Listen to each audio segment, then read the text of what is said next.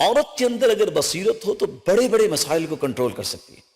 خالد بن یزید اتفاق سے ان کی طبیعت میں گرمی تھی، اور رملہ بنت زبیر رضی اللہ تعالی عنہ ان کی بیوی تھی.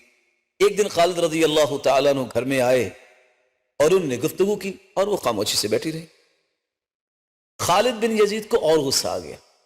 کہتے اس لیے خاموشی سے بیٹھی ہو کہ میں غلط کہہ رہا ہوں، یا اس لیے بیٹھی ہو خاموشی سے کہ آپ میری شکایت کرو گی اپنے بھائیوں کو؟ کیا جواب تھا رملہ بنت زبیر کا؟ دو جواب دیے. فابتسمت، مسکرائی. پہلا جواب ہو گیا نا، اور یہ جلتی پہ پانی ڈالنے والی بات ہے. دوسرا کیا کہا؟ لا هذا ولا ذاک، نہ اس لیے خاموش ہوں کہ آپ نے غلط کہا، نہ اس لیے خاموش ہوں کہ میں آپ کی شکایت لگانا چاہتی ہوں. انما نحن ریاحین للشم والضم، ہم تو پھول ہیں، ہمیں تو اللہ نے پھول بنائے اور پھولوں سے تو خوشبو لی جاتی ہے اور ان کے ساتھ انسان ریلیکس ہوتا ہے. ما لنا وللدخول بین الرجال، مردوں کی باتوں میں انوالو ہونا ہماری تو ذمہ داری نہیں. 24 سال تک زندہ رہے لیکن دوبارہ غصہ کرنے کی ضرورت پیش نہیں آئی. اور اتفاق سے کچھ واقعات سچے ہوتے ہیں اور ان میں بڑی عبرتیں ہوتی ہیں. ایک آدمی نے جب اس طرح کی احادیث سنی کہ گھر والوں سے انسان کو اچھا برتاؤ کرنا چاہیے تو اپنی بیوی کو لے کے نکلا، صرف اس کے دل میں سرور پیدا کرنے کے لیے. اور نکلا رات کی تاریکی بھی اور چاند چمک رہا تھا، تو ویسے پوچھتا ہے ارأیت القمر، چاند دیکھ رہی ہو؟ قالت نعم. بیوی بھی نیک تھی، قالت نعم ما احلاها، دیکھ رہی ہو اور کتنا ہی اچھا ہے. اور اس نے فوراً کیا لفظ بولا؟ انت احلا من القمر، تم اس چاند سے بھی اچھی ہو.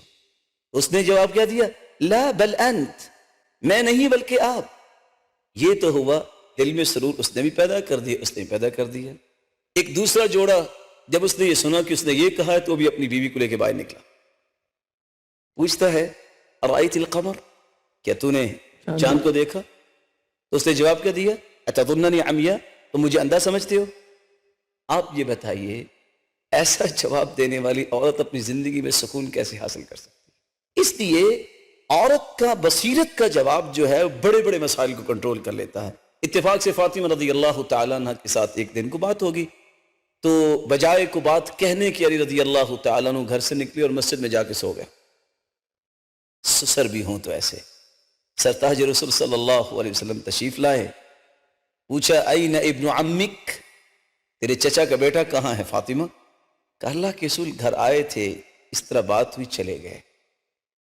دیکھا تو علی رضی اللہ تعالیٰ عنہ لیٹے ہوئے ہیں اور آپ کے جسم پہ مٹی لگی ہوئی ہے، اور رسول اللہ صلی اللہ علیہ وسلم مٹی صاف کر رہے ہیں اور کہہ رہے ہیں قم یا ابا تراب، قم یا ابا تراب، اے ابو تراب اٹھو.